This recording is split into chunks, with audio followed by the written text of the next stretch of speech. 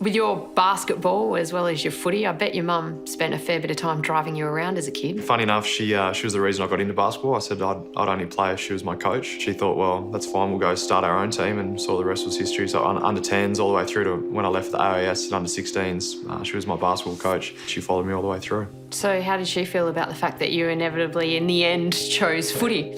Yeah, she was a bit reluctant. Obviously, she was obviously supportive because she's my mother. But when I gave her the call, said I'm seriously considering making a switch to footy. She was pretty nervous, but she was very supportive in the end, and it worked out for the best. It's turned out okay. Yeah, so far so good. Yeah. Did she have a favourite saying when you were a kid? Just have fun. That was her thing. Was just have fun and enjoy it. And it was always good luck, sweetie. And then after the game, it was always great job, sweetie. Didn't matter if I had 10 touches or 20 touches, or if I scored 2 points or 40 points. It was always either bad luck, sweetie, or great job, sweetie. What do you remember from the first time that she was diagnosed with cancer? What do you remember about that day?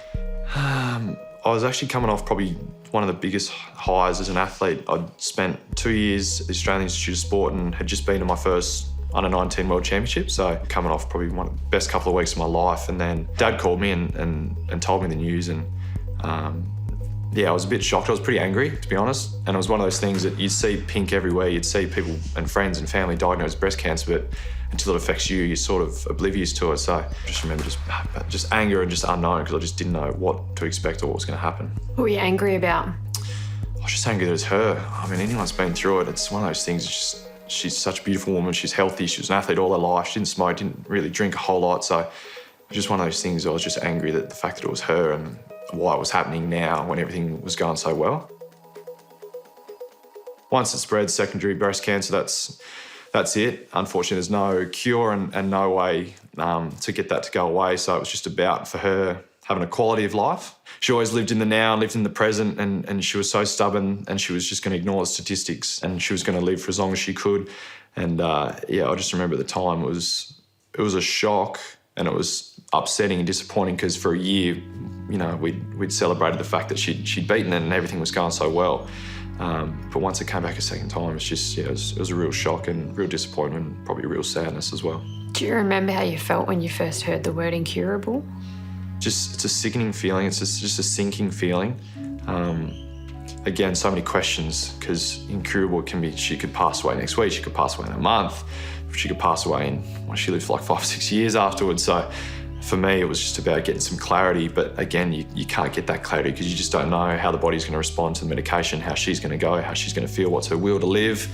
And so for me, I had so many questions again. She said to us that she wasn't going to feel sorry for herself, and she was going to get out and do all these things that we might not have ever done. If she might have never got cancer, and she might have sat behind a desk until she was 60, never got to do these things. I'm sure if she had the choice, she would have done that, but she didn't let cancer define her in that way. When she found out that it was incurable the second time, she's like, well, that's it. I've got this. She used to call it her bucket list. That she wanted to tick as many things off as she could. What was on it? Oh man, she ticked so many. She had to just keep updating it. She obviously was traveling the States. She went to the Mentawais. We paid off the house. She bought a new car, toured all around Australia with a caravan. Happy as a pig in poo. She's with a boy in Brum.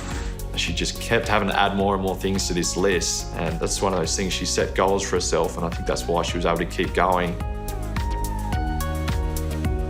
Was watching her son play in an AFL Grand Final on her bucket list? When I made it to footy, and when I made my debut, it's actually almost the date in a couple of weeks' time, and I made my debut, was probably the proudest moment, her proudest moment as well.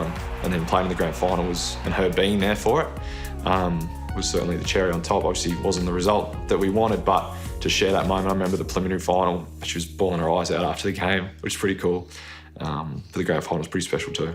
I took it really hard when we lost, was because that was going to be the lasting memory of her seeing me play sport. We obviously under 10s all the way through to where I am today. It was a lot of highlights and a lot of great memories, and we pretty much were a family revolved around sport, and that's where our fondest memories have come from. So to the last memory to be one of the worst memories ever was heartbreaking.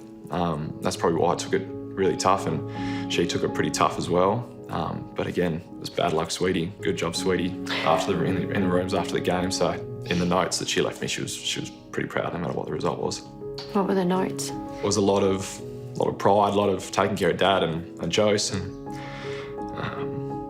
lot of her stories and memories that she remembered, and yeah, I try to reflect on them a fair bit and read them a fair bit, which is nice. And she's happy that obviously the person that we've become and the family that we have, and talked about all the memories that we shared and travels and all that sorts of things, and all the shopping that we used to do, pancakes we used to eat, all those sorts of things. Yeah, it was just about how proud she is of us and the man that I've been fortunate enough to become, and obviously wouldn't be in the position that I'm in now if it wasn't for her. So it's a couple of weeks after the grand final. You've gone to the States Yep. thinking that things were okay, Yeah. and you get a phone call. I'd planned a note and I'd planned all these things that I wanted to say, and I pretty much spent that 14 hours on the flight writing everything that I wanted to get out when I spoke to her when I got home. So that's pretty much what I did for 14 hours, and fortunate enough I was able to say, and she was able to hear and listen to everything that I had to say, which was, 25 years worth of memories and things to talk about, and you want to put it into 5 or 10 minutes of a letter and a note that you read out to her wasn't easy. Dad was really at peace, and he and Mum had a really good chat before I got home, and when I was able to get everything off my chest, everything I wanted to say, and she was able to listen to help me a lot. Was there anything in particular that you wanted to say? I just remember thanking her for every single little thing. I just kept repeating myself, kept thanking her for everything she'd done for me, and how proud I was of her for doing what she did and getting through what she got through. And I imagine you've had to deal with this for a really long time, but nothing actually prepares you for that moment. nah, the perception is, when it happens, it's quite peaceful and if anyone that's been through it, it's really not. It's really confronting. It's not great seeing someone go through that, and that's probably what shook me up the most, was seeing her go through what she went through. I remember initially when she passed, I was really sad and really angry, but I was almost, as sickening as to say, I was sort of relieved, and I think Dad was relieved, Josie was relieved, just that the last couple of days had come to a rest, and I know that she didn't want to be remembered for being in bed and being sick like that. She wanted to be remembered for being active, travelling the world, getting out, going shopping. So hard as it is to say, it was almost a relief in seeing her not have to go through what she was going through again anymore.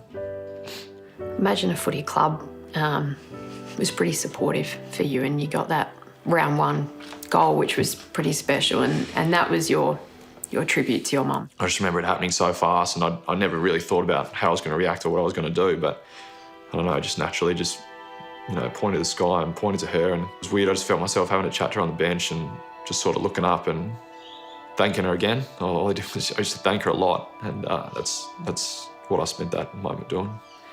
Why did you want to tell your story today? What do you want to get out of this? A little bit of closure, personally. It's one of those things that you want to talk about, but you can't talk about, if that makes sense. So many things are the reasons that I'm sitting here today and telling you my story, but certainly the main one would be just to raise awareness and to not feel sorry for yourself, and to get out there and live life. Her quote was to make every second count, and she well and truly did that, and that's what I'm trying to live like, and that's what my dad and my sister are trying to do, and everyone that Mum knew and now living the same way.